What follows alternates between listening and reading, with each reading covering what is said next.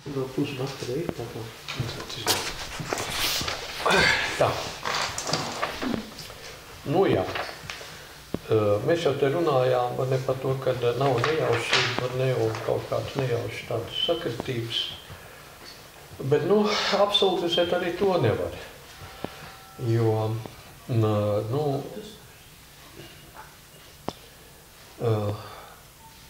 kad tomēr to pasauli virs un bīda tajā arī nejaušības, respektīvi, bet tās tiek traktēts kaut kas tāds, kas nav loģiskam prātam pakļauts. Man tas nāk, it kā no kurienes nav un pēkšņi ir, ja? Pēkšņi ir un rodās. Lielāko daļu mēs to, ko es esmu te piefiksējis, esam izrunājuši, bet vakar mums tajā iekšējā seminārā parādījās tāda lietiņa kā beigšana. Jāatceraties tie, kas vakar bija, man beigšana it kā nevajag beigt. Bet varbūt nevajadzētu to apzīmēt ar tādu vārdu beigšana. Jo principā, tad, kad mēs ienākam kaut kādā telpā, vienalga, vai tas ir kāds kolektīvs, vai plašāks vēl veidojums, tad principā ir tikai 3 iespējas. Pirmā iespēja – pieņemt to, kā tas ir, un dzīvot saskaņā ar visiem, kas tur ir, tā ir viena iespēja. Tāda palikt tur un vienkārši saskanīgi, uz ko mums aicina tagad visi pasaules, ieskaitot izglītības koncepciju, mācīties iekļauties mainīgās sabiedriskajās attiecībās. Ja? Bet ir vēl otrs variants. Otrs variants ir tāds, ka palikt tur, bet mainīt kaut ko. Tātad mainīt atbilstoši, teiksim, savai tādā iekšējai izjūtai, sapratnei, jā, tātad kaut ko mainīt tajā. Un trešais variants, to, ko vakar tik it kā nosaukt par beigšanu, bet tā ir aiziešana uz to telpu, uz to vidi, kas ir sadarīga ar tevi.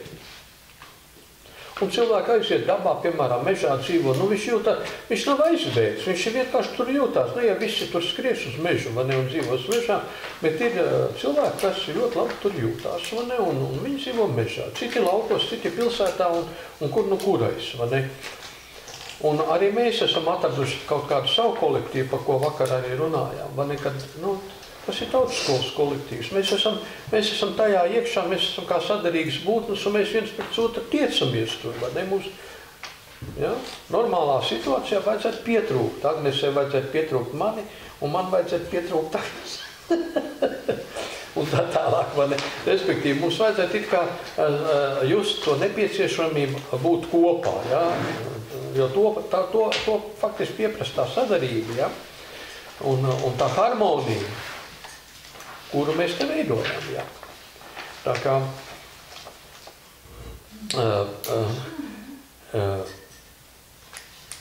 pie šīm lietām. Vēl ir, kāpēc ir svarīgi, un tas otrais variants par to mainīšanu, mēs esam tādā situācijā, kad, dubult situācijā faktiski. Mēs esam sabiedrībā, kurā mēs tiešām kaut ko gribam mainīt, Tāpēc mēs piedalāmies visādās sabiedriskās pasākumos un stāstam, kas mēs esam, ko mēs varam un kā varbūt, kā mūsuprāt vajadzētu būt. Un otrs, mēs vienkārši dzīvojam tajā vidē, kas ar mums ir sadarīgi, ja? Tā kā mēs esam ļoti idiliskā situācijā, manuprāt. Mēs darām to, ko mums patīk, kas mums patīk, un dzīvojam tas, tur, ko mums patīk, un vienlaicīgi arī mainām šo vidi.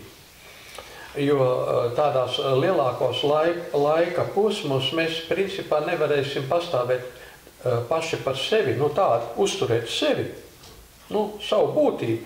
Ja, teiksim, tā vide nemainīsies līdz ar mums. Tātad, tas arī ir tas, kāpēc mēs te ir kaut kāds stimuli, kāpēc mēs nākam, piemēram, es arī esmu pensionārs un es sen varēju sēdēt kaut kur, kāds grūž, kāds stum, kāds liek kaut ko darīt, ja? Un tā ir tā nojausma pēc tā, kad es jau nevarēšu nemaz sevi realizēt. Kaut kādā tādā vidē, kas ir pilnīgi sveša man. Man tā vide ir jāmēģina arī celt augšā. Mēs savas izglītības lietas nekad nerealizēsim tā, kā mēs par to sapņojam, ja mēs kaut ko nedarīsim arī valsts mērogā. Ja mēs to izglītības sistēmu kaut ko no tie, kas to organizē, kaut ko tur pamainīt, vai nelikt viņiem domāt savādāk vai paskatīties savādāk uz lietām. Ja? Tā kā mēs kā skola arī varam pastāvēt tikai tad, ja ir kaut kāda noteikta nosacījuma, tā eksistence, tāpat kā mums individuāli. Ja?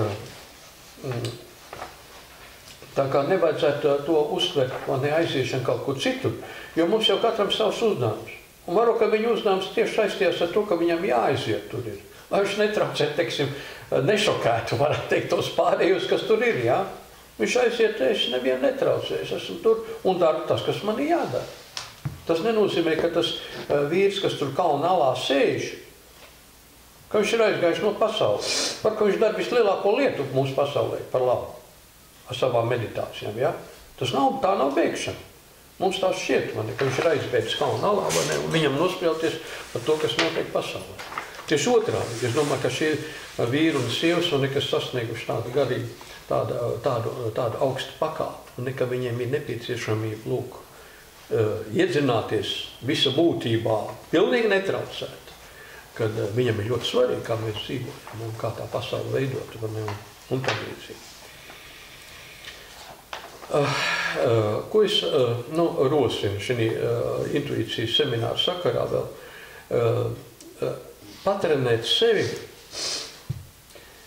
visa vērošanai. Mēs vienojāmies it kā klusu ciešot, kad jā, visi savstarpēji saistīts. Tas nozīmē, ka viss, kas mums notiek apkārt, arī ir saistīts gan ar mūsu dzīvi, ar mūsu konkrēto dzīvi un tuviem un tāliem notikumiem. Gan telpā, gan laikā. Tas nozīmē, ka vajadzētu tā, kad jūs ejat kaut kur visu laiku būt vērīgam. Tur mākonītis, kāds viņš tur izskatās, saulītis spīd, kāds tas vējš, kalns vai leja, vai es satiku kādu, es nezinu, kaut kādu cilvēku ieraudzīju pēkšņi. Respektīvi, vērot arī to vidi, kurā es dzīvoju, teiksim, skolā tagad, es arī it kā jau šķietam pazīstam telpu, bet tik un tā jautājums, kam es pievēršu uzmanību, ja? Tajā brīdī, ja? Jo tas kaut kādā veidā saistīts ar mani personīgi, nejaušības nav. Ko tas, pirmkārt, tas palīdz šai te saplūsmei ar visu, kas ir pēc būtības. Ja mēs topam ar to, ko mēs vērojam, ja? Mēs topam tuvāki, ja? Mēs topam tuvāk ar to vidi, kurā mēs dzīvojam, ja mēs ejam pa pļavām, par savu, es nezinu, par vidzemes laukiem vai kurzemes talsu ārēm, vai zemgale, vai Latgales, ezeriem, un ja mēs šos ezers vērojam, nevis vienkārši aiztaisam acis ietiem, mēs esam ar viņiem kopā, tā Latgale, tā kurzeme, tā zemgale, tā vidzeme, viņi vienkārši tuvāk mūsu sirdī top, mēs vairāk saugam ar visu to kopā. Un jo vairāk mēs saugam ar to vidi, jo pareizāk mēs mākam arī rīkoties. Jo tā vide jau, pat cik viņi ir radnieciski mums, viņi izsauc pareizās darbības. Tā kā tā videi ir ļoti liela nozīme. Un mēs jau agrāk esam runājuši par to, cik svarīgi dzīvot savas tautas vidū. Tur, ja tajā vidē, kurā tu esi piedzimis, ja, tas ir ļoti būtiski. Jo tā vide ir radnieciska tev. Viņa saistīta ar tiem taviem uzdevumiem, viņas vidē. Un caur šo ciešo saiti ar to vidi, kurā mēs dzīvojam, mēs varam arī atrast sevi. Ja? Mēs varam būt droši, ka pareizi arī rīkosimies visās dzīves situācijās. Tagad tas ir. Jāris, varat precizēt, vai ir būtisks piedzimšanas vietas, vai tomēr vieta, kurā tas bērns aug un veidojās? Piemēram, es esmu piedzimusi Rīgā, bet es esmu augusi no 6 mēnešiem pie Talsiem. Nav tā, ka es to Rīgu ļoti jūtu kā savu vietu, un Talsus jūt daudz vairāk kā savu. Ja es skatos uz saviem bērniem, viņiem pats dzīves iesākums bija tajās lauku mājās, kur viņi piedzima, viņi ļoti to vietu jūt kā savu. Es domāju, ka viss nevar mest par vienu svītu, par vienu kātu nevar mest, visus, Un mēs jau runājām, kad tā telpa, kas mums apkārt lūk, izdara ar kaut kāds liktenīgos gājienus, kas nosaka beigās mūsu dzīvi, vai mēs tur esam, tiksim, tas pats austrumos, kas tur tagad notiek, vai tuvos, vai tālos, nav pat svarīgi, bet tie var ieraut pasaules notikumos visu mūsu tautu, nerunāsim par mums personīgi, un pilnīgi nojaukt, teiksim, to dzīves gājumu, kas būtu ieprogrammēti tad, ja nebūtu pieļaut šīs milzīgās, varētu teikt, kosmiska mēroga kļūdas. Ja? Jo cilvēkam ir šī brīvā izvēle, un šī brīvā izvēle ir ļoti drakoniski, ja tā varētu teikt. Jo 98%, tā stāstīja man viens no šitiem tiem maziem bēdiņiem, kristuliskiem, ka tikai 3% cilvēki uz zemeslodes spēja pieņemt. Arī tas sadalījums var būt dažāds uz zemeslodes, to, ko mēs darām. Tikai 3% var spēja pieņemt to, kā mēs uztveram pasauli un tam līdzīgi. 3%. Un visu pārējie nav. Un tas joks ir tāds, ka lūk šie 3% viņi ļoti tuvu ir savai intuīcijai. Viņi ir ļoti tuvu tam, varbūt pat 100%, ka viņi dzīvo to dzīvi tieši tā, kā viņiem ir jādzīvo. Lūk, un viņi jūtās brīvi šajā šķietamā izvēlē, jo tā ir iekļaušanās kaut kādās tiešām noteiktās skaidrās likumsakarībās. Tolstojs to nosauc par Dieva gribu, ka mēs realizējam Dieva gribu kaut kādā mērā. Ja mēs kādu gribu, tad šķiet, ka mēs esam ierobežoti, jo mēs realizējam kā gribu. Bet patiesībā tā jau ir tā mūsu pašu griba, jo mēs paši esam tā Dieva daļiņa un Dievs, un mēs gribam iekļauties un veidot šo pasauli sakārtot skaisti, lai viss būtu laimīgi un viss būtu jauki, Un tagad tiem pāriem, kuriem šī izjūtas nav dotas, kuriem viņi nav gatavi, vai no tās ir jaunas dvēseles, vai gājuši caur mūžiem visu laiku ar kaut kādām liktenīgajām kļūdām, Un atsakot, viņa apziņas stāvoklis nav sasniedzis tādu līmeni, ka viņi varētu to pieņemt, ko tie 3% pieņem, un rīkoties tā. Un tā kā mums nav, mēs nevaram arī skolā strādājot, veidojot skolas tam līdzīgi, tā ir absolūtā muļķība, mēs visu tagad ņemsim un visu padarīsim par dažiem skaistiem cilvēkiem. Nē. Viss būs jāizvēlās dažādas metodas, jāstrādā, citam vajadzēs ar žagaru uzdot pa dibeni. Jo tad, kad vakar bija, piemēram, tur tā izspēle, tās situācijas izspēle, mums tur bija tāda psiholoģisks seanses, Man, piemēram, vienā brīdī gribējās uzdot tam guļošajam puisim pa dibeni, ar plaukstu. Humānā pedagoģija. Jā, humānā pedagoģija, jo man prasījās to izdarīt. Varbūt tu biji ieņemts jau to citu lomu tajā, ja tu tur piedalītos, tad tu vienkārši būtu kāds no tā viņa dzimtas tām. Tev vienkārši redās impulss, tas nebija, es domāju. Nē, bet tas impulss no kā varēja rasties. Jo, es pats neesmu to piedzīvojis un pārdzīvojis, bet es lasīju, kad maziem bērniem, viņi enerģētiski, viņiem rodās kaut kādas blokādes. Un tīri fiziski, ar plaukstu usitot pa dibeni, tu atbrīvo tās enerģijas un viss paliek, viss nomierinās, viss situācija izlīdzinās. Ja? Viņš nonāk atpakaļ sevī, viņš tajā brīdī vairs nav pats. Man te rudenī 2 puikas, pagājuši rudenī, tas laiks tā skrien, ka nevar atbrauc uz tautas skolu, ar tēvu, Vienam, man liekas, es jums jau stāstīju, kaut ko šito stāstīju. Vienam 3 gadi un otram 5 vai 6, tādi puikas, Un viņi ir vieni no tiem gaišajiem. Es nezinu, vai tie ir varētu būt, ka tie arī tie kristuliskie bērni. Es nemāku tagad pateikt par tiem bērniem konkrēti. Bet viņi atvērtāja pasaulē. Viņi skraidīja man pa Piltiņu kalnu, viņi tur dzenājās ar rūtīšiem un respektīvi tās tās būtnes, kas ir zemes plānā, ar viņiem visiem kontaktējās. Viņiem tā realitāte, kas viņiem jaucās visu laiku kopā ar to smalko pasaules daļu, kas ir pie zemes, un ko mēs pārējie neredzam, ja? Bet viņi visā tajā ir iekšā. Un viņa, sevišķi tas vecākais puika bija ārkārtīgi atvērts, teiksim, nu visam, kas ir, ja tā varētu teikt. Un pasaule ir pilna ar neliešiem, nelietīgām būtnītēm, kuras mēs cilvēki esam radījuši. Jo tas ļaunums, tā arī tie bērniņi stāst, nekad ļaunums, kas ir visumā, ir tikai ar zemi saistīts un cilvēkiem. Kosmosā nav nekur ļaunuma, visur valda mīlestība. Tikai cilvēks vēl nav iemācījies šo mīlestību sniegt kosmosam. Ja? Un līdz ar to, teiksim, tas cilvēks ir novērts tik tiešām, es negribu, ceru, ka tas nav visuma mērogā, bet principā pie katastrofas. Lūk, šīs brīvās izvēles iespējas, ko Dievs viņam ir devis, jo tiem 98% arī atceļās. Ja? Es nezinu, kāds tur mērķis varētu būt beigās. Ja? Nu, lūk, un tad ir tā, ka viņi kaut kā, tiem bērniem, saprot, mazi bērni, 3, 6 gadi, kāds viņam tur vēl, viņi ir atnākuši no citas planētas.